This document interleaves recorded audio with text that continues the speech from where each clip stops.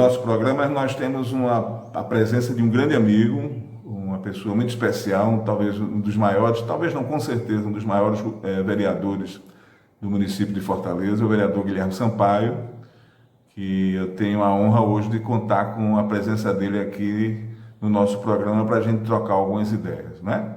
Então, bem-vindo, Guilherme. Eu gostaria primeiramente de agradecer, Guilherme, por essa sua presença, e queria saber, na primeira pergunta, a primeira indagação que eu te faço, é como você viu a realização da primeira semana dos trabalhos da CPI instalada no Senado Federal, que justamente está procurando investigar, apurar o genocídio que está ocorrendo no Brasil por conta da negligência em relação ao enfrentamento da pandemia da Covid-19. Oi, Alexandre. Em primeiro lugar, obrigado pelo convite para participar do programa. Eu acho que a gente está precisando exatamente disso nesse momento, de uma cidadania ativa.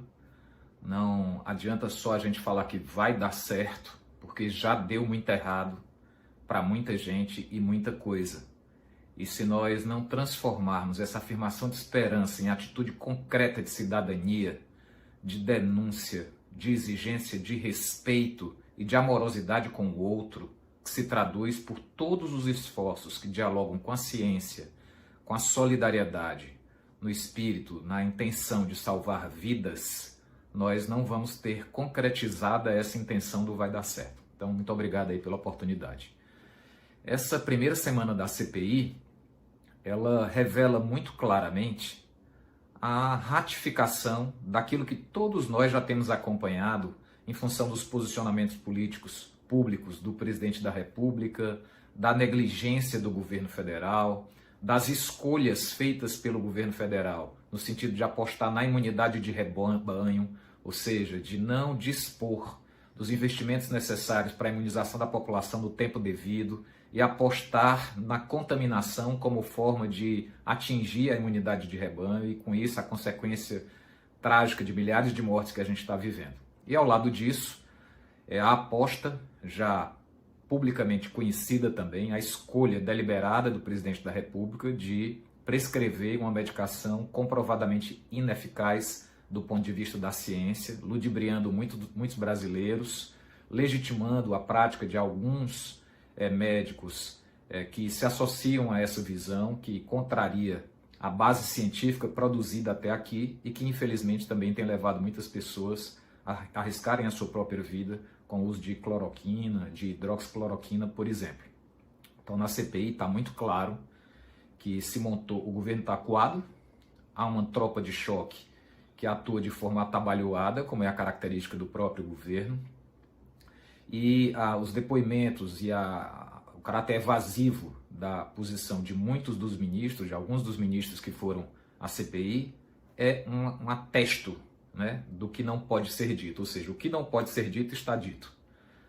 Essa é a minha avaliação e acho que a continuidade desses trabalhos vai revelar dados ainda mais explícitos em relação ao caráter criminoso da conduta do governo. Guilherme, a questão da cidadania ativa hoje é crucial que a soberania popular assuma sobre si a responsabilidade com a condução de um retorno à nossa democracia, ao nosso processo civilizatório, que foi rompido com o golpe de 2016. E nesse sentido eu queria lhe fazer uma pergunta, uma vez que a Câmara Federal representa a sociedade civil dentro da democracia representativa, no caso de o Senado produzir um documento denso, né, um relatório bem objetivo e bem concreto, incriminando de fato o governo federal e o seu líder máximo, o presidente da República, você acha que existiria ou existirá espaço para a Câmara Federal, diante de um documento conciso, né, bem denso, bem objetivo, bem completo, incriminando o presidente da República, você acha que a Câmara Federal teria condições de recusar esse documento e não encaminhar o impeachment do presidente? Olha, a gente tem que considerar que não faltam evidências de um crime de responsabilidade praticado pelo presidente da República até aqui. A única razão pela qual não se instalou um processo de impeachment no Congresso Nacional é a razão política, ou seja, o acordo do Centrão, no sentido de ser favorecido com emendas parlamentares, com participação do governo e com o governo federal, a cômoda e cúmplice posição das representações do chamado mercado, que enquanto ganharem dinheiro estarão bem. Basta lembrar que agora nesse primeiro trimestre os 3 maiores bancos privados do Brasil lucraram 19 bilhões, um lucro recorde, maior do que o primeiro trimestre do ano passado, em plena pandemia. Então essas circunstâncias e alguma base de sustentação, não é uma maioria, é um grupo minoritário na sociedade, mas uma base de sustentação que responde a esse chamamento que é um desvario feito pelo presidente da República nas redes sociais, um chamamento que leva as pessoas a se aglomerarem num domingo, em plena pandemia, com mais de 400 mil mortos, num passeio de moto, conversando uns com os outros sem máscara. Então, esses 3 elementos vão se compondo e a impossibilidade da população ir para as ruas, como é característico nos processos de impeachment recentes na América Latina, também compõe esse caldo cultural. Mas então, o fato é que não faltam provas, já não faltavam antes da CPI. O que é que poderá fazer a diferença no trabalho da CPI? É que cada vez mais se torna mais explícita a crueldade, se torna mais explícita a negligência, se torna mais explícito o papel do presidente da República no que diz respeito à sua responsabilidade em relação aos erros de condução do governo federal na pandemia, a ausência de uma coordenação e tudo mais. Então a pressão sobre o Congresso Nacional tende a aumentar. Mas eu queria chamar a atenção para a responsabilidade de cada um de nós. Ou a gente vai para as redes sociais e faz uma pressão histórica, ou esse governo vai até o fim. E vai até o fim causando mais mortes. É isso que a gente precisa ficar atento. E eu quero voltar ao que eu já falei aqui. O vai dar certo, que todos nós estamos dizendo, como um mantra de esperança, e a gente precisa muito de esperança, ele só se torna efetivo se é acompanhado de uma atitude responsável, né? Uma atitude que evoca a noção que cada um de nós tem de que as coisas só são modificadas se a nossa atitude é modificada.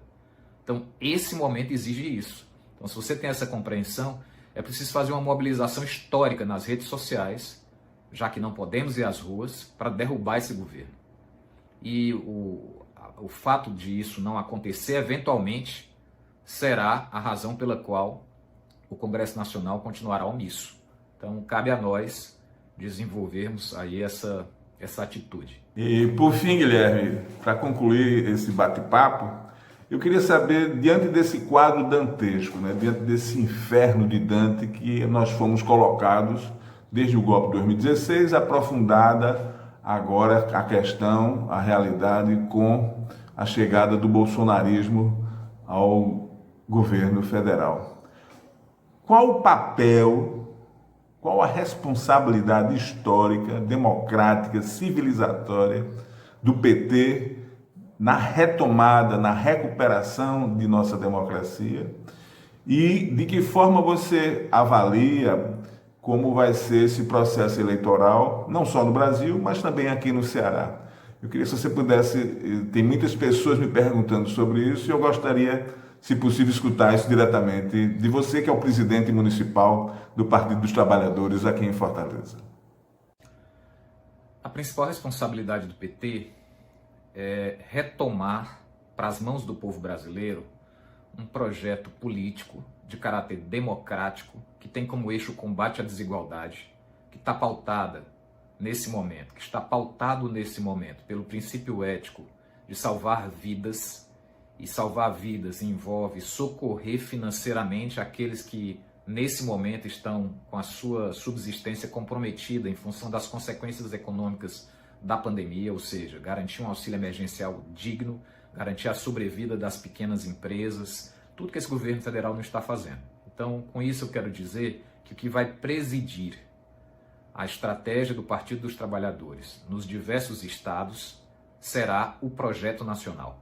a candidatura do Lula, com tudo que ela representa historicamente, com a correção de rumos histórica em relação ao que aconteceu de desvirtuamento da Constituição Federal, desvirtuamento do Judiciário, do papel do Ministério Público, para destituir uma presidenta eleita pelo voto popular, criminalizar o maior líder popular da história da América Latina, criminalizar, associado a isso, os movimentos populares, os movimentos sociais, ou seja, a possibilidade concreta do povo avançar na democratização do nosso país, sem idealizações, mas passo a passo, rumo a uma sociedade mais justa, mais igualitária e com menos desigualdade. A gente já sabe que isso não é fácil, nem se faz da noite para o dia.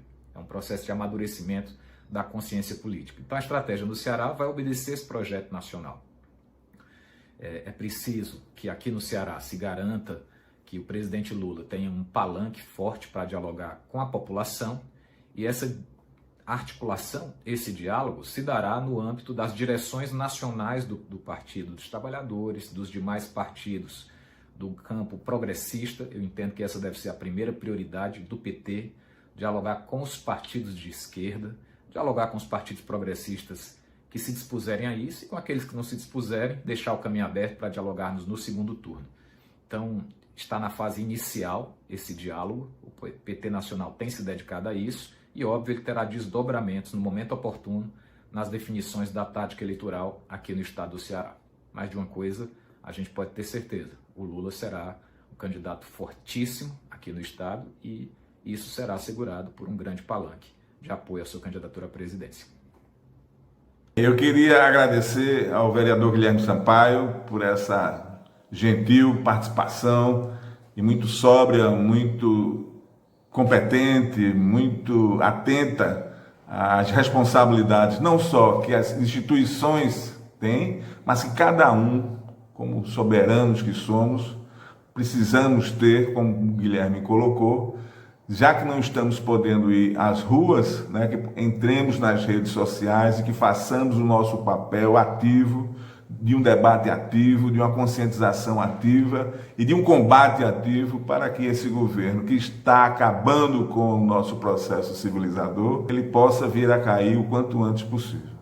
Eu queria agradecer também a cada uma que prestigiou o nosso programa, né? Como sempre, a gente pede para que, se vocês puderem dar aquele toque no like, né, no gostei, e puderem se inscrever no nosso canal, para que esse espaço que a gente está construindo piano, pouco a pouco, né, ele possa vir crescendo e sendo um dos espaços onde a gente pode conversar, pode refletir e pode colaborar para um aprofundamento da nossa compreensão do processo histórico que a gente está vivendo e do nosso papel, da nossa responsabilidade. Então, um grande abraço a todos e até a próxima edição. Até mais.